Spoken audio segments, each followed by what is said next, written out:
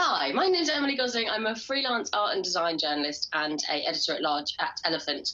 And I'm going to be talking about packaging design for the 2020 D&AD Awards with Kate Marlow, who's one of the founding creative partners at Here, which is an East London-based design studio. And she's worked across a bunch of very exciting and very beautiful design projects for clients like Hauser and Wirth Gallery, Fortnum and Mason, Campari, a whole ton more. Maybe Kate, did you want to say a little bit kind of about Here? Yeah, sure. Hello, everybody.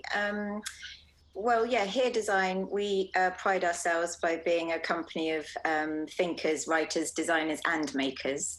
And I think that sets us apart because of our disciplines. And we get to work on lots of very diverse projects because of those skill sets. And yeah, this year I was really honoured to be asked to be jury president for Packaging 2020.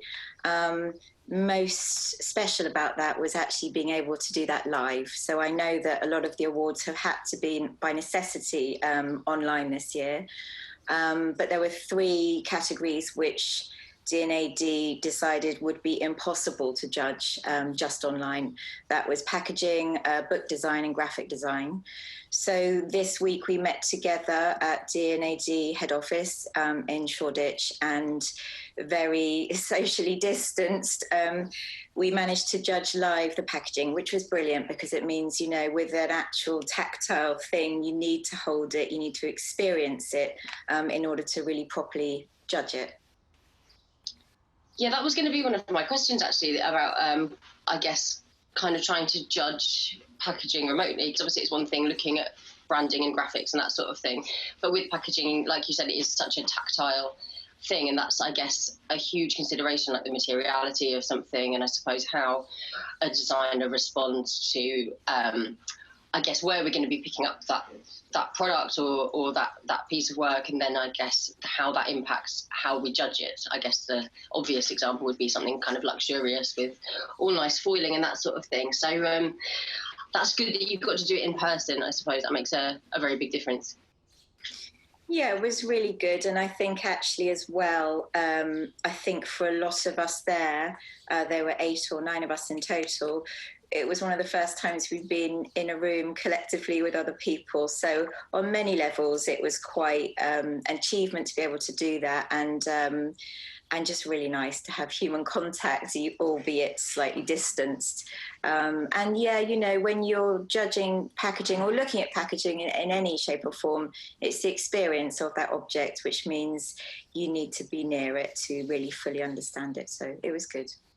So I suppose that maybe it would be good then to start off by talking about, I suppose, how you now approach packaging design, I guess, in light of the pandemic. How has, what's been going on in the world changed, I suppose, how you operate it here, and also how you think that packaging design might be impacted in the future, any extra considerations that people would take on?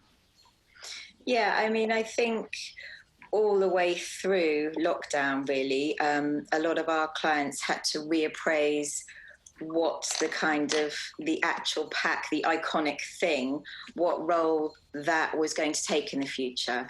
And I think there's 2 things. I think the first thing is people will really miss the tactile, or have missed the tactile. You know, it is a different experience buying online or buying through a digital channel to actually going and experiencing an environment and really getting the full effect of holding things and touching things. And when you can't do that, what does that mean? And I think in the future, where there is opportunity to do that, then the experience of materiality and tactility will really come to the fore. So I think there's lots of hope for that going forward. And I think people will be reminded of how special an object can be and is to hold. But I also think that the massive strides that kind of digital technology has taken, even in the last 2 or 3 months, in the fact that it's all become much more sort of prevalent in all of our lives, will mean that the whole experience could and probably should become a lot more 360. So your consumer kind of relationship with the brand won't just be, and it hasn't been anyway, but there are brands that could do this more, is embrace that idea of experience through the objects and through digital and through other channels. So I think it's quite an interesting time. I think things will change. The work we judged this year was obviously entered before any of this happened.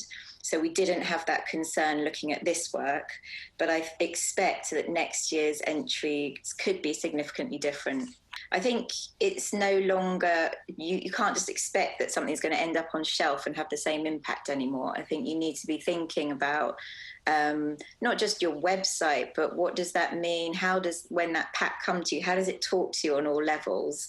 And that is everything. I mean, when we were judging, we were talking about very much about the personality of the brand, the writing around the brand, as well as the aesthetic and the tactility and the craft. So it's really, packaging, it has a big job to do actually, but it's supported by all of those different disciplines. It's structural, it's writing for design, it's the aesthetic, and more so I think it has to be materiality, sustainability, and the role of digital within that world.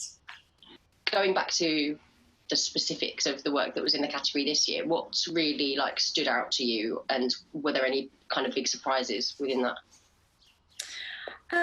There were a few entries which were very, very simple and very, very graphic, actually. And I think that's always quite nice to see, because you kind of know, that's really kind of smile in the mindy. That's a phrase that that lots of designers will always use. Oh yeah, that's really smile in the mind, and yeah.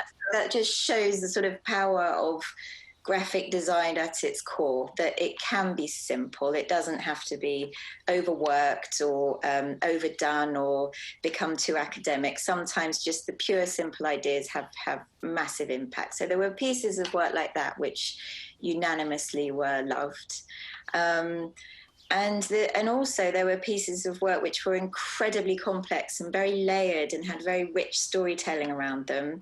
And they kind of did the opposite thing, but they were really impactful as well.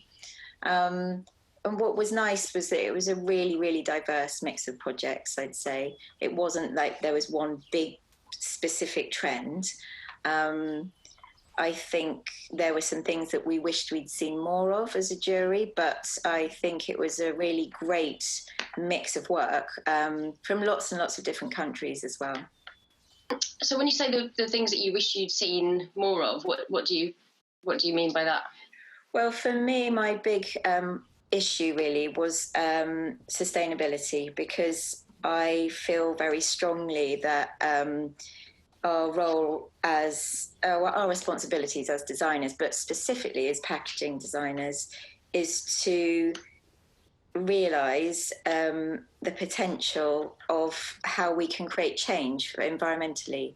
And it's shocking, really, to think that we've come this far and there's so little of that going on. Now, in some brands, I think everyone talks about it with their clients now, but it's still not enough, and there's not that much innovation within our category there. There weren't many entries that were specifically pushing for sustainability. Some entries, it was inherent, and that was great.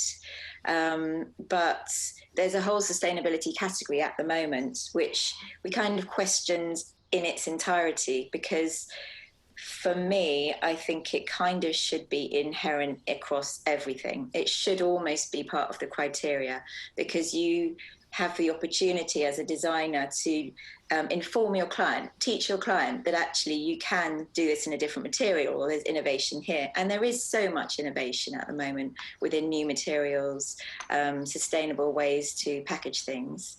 So I feel that, yeah, that was the big thing that was lacking for me. The things that we saw that were sustainable weren't that innovative, and there was a lot of stuff which really wasn't at all. So that was disappointing, actually. Yeah. And I guess going on from that, looking at the mixture of entrants from larger companies or kind of big clients, or perhaps individual products that are part of those big companies, and then comparing those to new brands or startups and that sort of thing. What was the mixture of entrants like in terms of the split between those? And also, did you, aside from like the sustainability aspect, were there any other things that you noticed perhaps in the look and feel of packaging? No, as I say, it was just brilliantly diverse, and I think that's why D&AD is really great, actually. There were, I think it was 370-ish entries. And I always feel so lucky sort of judging packaging, because you have these enormous long trestle tables with just the most diverse mix of beautiful objects from all around the world on. Lots of things were very coveted, and the staff had to pack everything up very quickly at the end, because they knew that some of us had fallen in love with specific items that we were sort of had our eye on. Yeah. But no, I mean, there were things from tiny companies right through to, like mega companies, and they're all just, they're all on the same playing field, really, because the D&AD criteria is so set and rigid and understood. We're looking for creative excellence. And that's great. That's what I love about it. Yeah. I mean, that's a huge amount of things to kind of sift through. So when you're looking at those big tables, I guess when you're kind of making the first round of, like, that sort of X factor, you're going through that kind of thing. What are you looking for first off? What really stands out and is kind of like a unanimous thing? I think there are some things which just do immediately speak to you. They just immediately draw you in. We, as judges, we have already previewed all of the entries online. So we have an opportunity to understand the backstory a little bit more, which is important. And then when you see them in real life, you understand the scale a lot better. We had a few entries this year which were quite surprising in scale, things which you might not have thought too much of online. You were suddenly wowed by the size of it. Or the other way around. I mean, I loved things online, and then when I saw them in real life, I was like, oh, but it doesn't open like this, or it doesn't make sense, or something.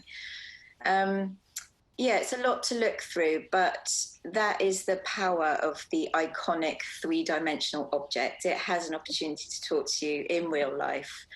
So you walk along the tables and you get drawn into particular things. There are two entries, actually, which were very, very culturally traditional in terms of their packaging.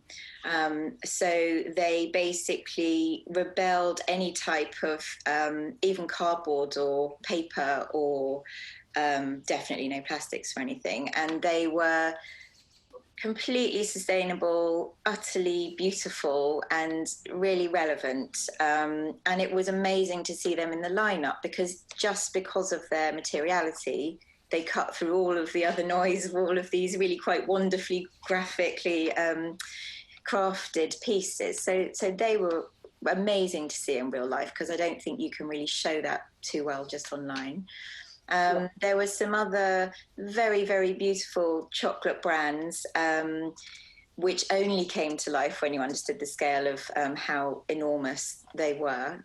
And there was a really charming entry, which did actually cause some sort of debate, but I think all of the judges will remember it very well. And it was an entrance called Native Chicken, and it's basically a wicker chicken, which was entered in lots and lots of categories, and it really made us, well, it kind of, broke the ice for all the judges, really, because there were so many of these chickens on the table as you went down, and each one was a different size and had its own personality.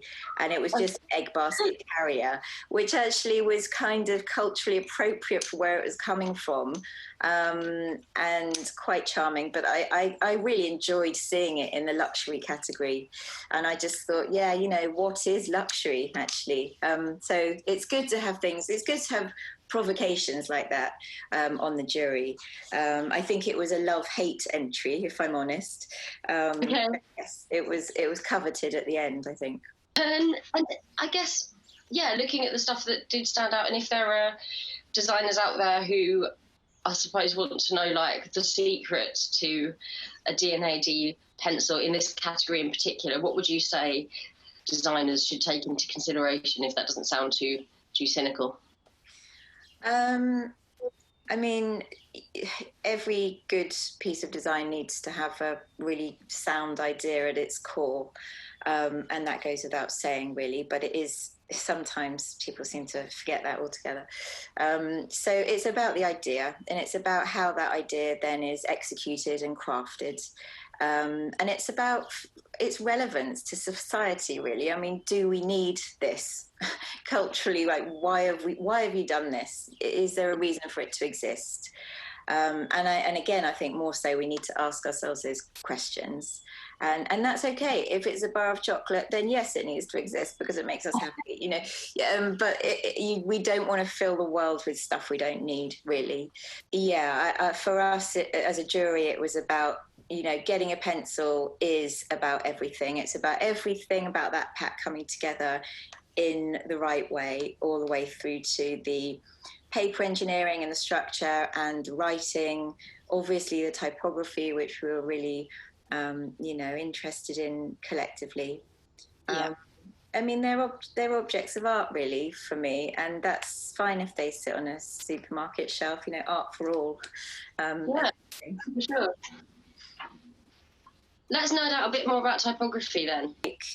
In our studio, we called it the sort of period of reblanding, where brands which historically had a personality within their typography, whether it was beautiful or not, you had a character in the logos or the typefaces or the mixture of types together.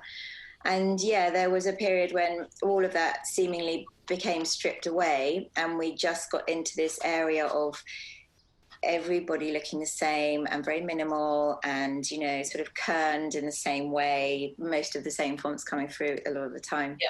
And we hated that as a studio. It's just like, you know, just when you're getting into a place where you can really capture your audience and talk about things and have personality and storytelling, then suddenly there's this whole generation of everything looking very bland. And there was less of that, definitely, this year. So I feel like that is on its way out.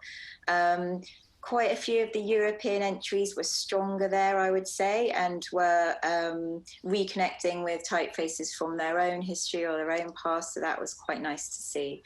And they did stand out, yeah. So I feel like we're over that curve now and back into a place of meaning. And yeah, I think it's a big fight to gain your audience kind of love and respect. And I think everybody has to find their own true personality. And that cutesy kind of "I'm your pal, you're my pal, we're best pals" thing, I don't think that washes anymore, really. I think we're all pretty savvy as consumers, and I'd like to think that's over, that moment.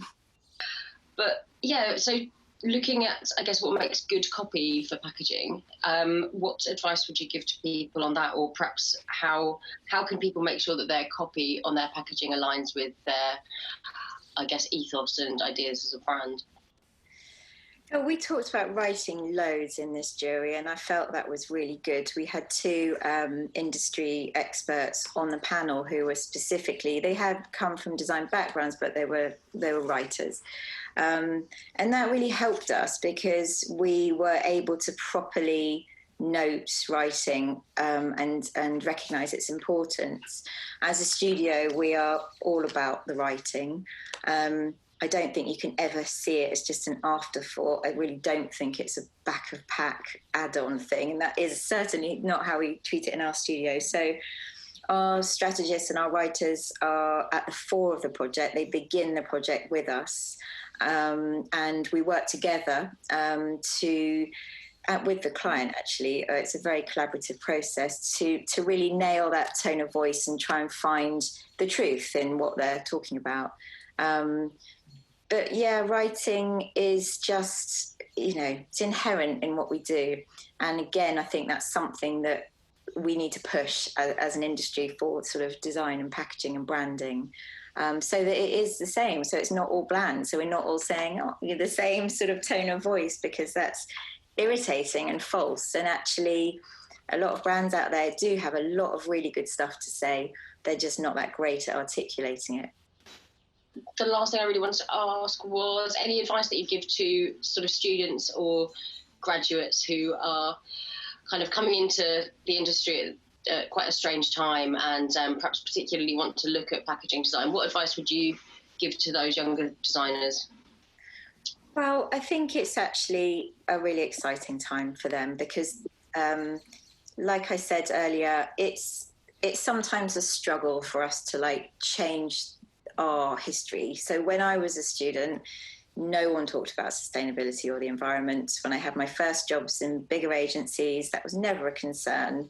We didn't ever, I mean, it was kind of in the background somewhere, but sometimes it was mentioned, mostly not. And I think that future generations are much more switched onto it. They're learning about it through school.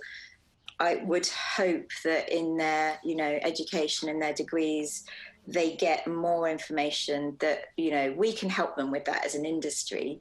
I think that needs to become part of what they think about. And I think the idea that digital technology can be more intertwined with packaging is really thrilling, actually. I mean, I wish I could go back and start again so that I could, have that more as part of what we do. So those are the two things we'll be really excited about as a studio going forward.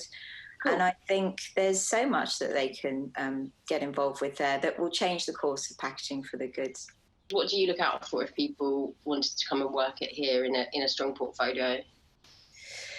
Very much pretty the same as the D&AD criteria, really. It's got to be a great idea, executed beautifully. We like seeing people who can handle typography really well because, when you're doing a whiskey label or something, the nuances there are incredibly, specific. So we look for great typographers. But then we have lots of different skill sets. I mean, we're looking for that person's personality. It's always lovely to see something somewhere where you just think, what is that actually? It's quite rare, but it's also really exciting when you find somebody doing something that you just think, I would never have thought of that ever. That's the ace card, actually, to have to find a student like that. That's when you've got a great one. But yeah, it's got to be as good as you can make it, really. And there you go. What does a D&AD pencil do for studios, and I guess what does it mean within the industry? I think winning a D&AD pencil is the thing that everybody wants. That when you're at university, that's what you're aiming for. It's the highest accolade, really. They're really, really difficult to win, and there's a reason for that. I think they set an industry standard. I think, being shortlisted is an amazing achievement. Anything beyond that is just incredible. And I think that, again, talking about students, everything that's printed in the book, those books are really coveted in themselves. So certainly for my generation growing up, you'd look to those examples as inspiration. You'd learn about your industry through what has been printed in the book and understand what's going on and how things work and which companies are doing what. So in themselves, they're just a sort of gateway into knowledge about the industry. And they, being a part of the jury means you get all of those people together from different skills from major studios, usually globally as well, so that you're having that discourse about the work and sharing that information. And I just think it keeps the industry together, it keeps them united, it keeps them talking about the issues that matter. And without the awards, then that wouldn't happen. They'd be sort of little mumblings of things individually, but when you have a really strong jury like we did, the conversations were brilliant, and I think we want to make change collectively, and I think that's important. So the pencils are, yes, they're the trophy at the end, but everything around them gives a lot back into the whole industry. Thank you so much, Kate. Thank you.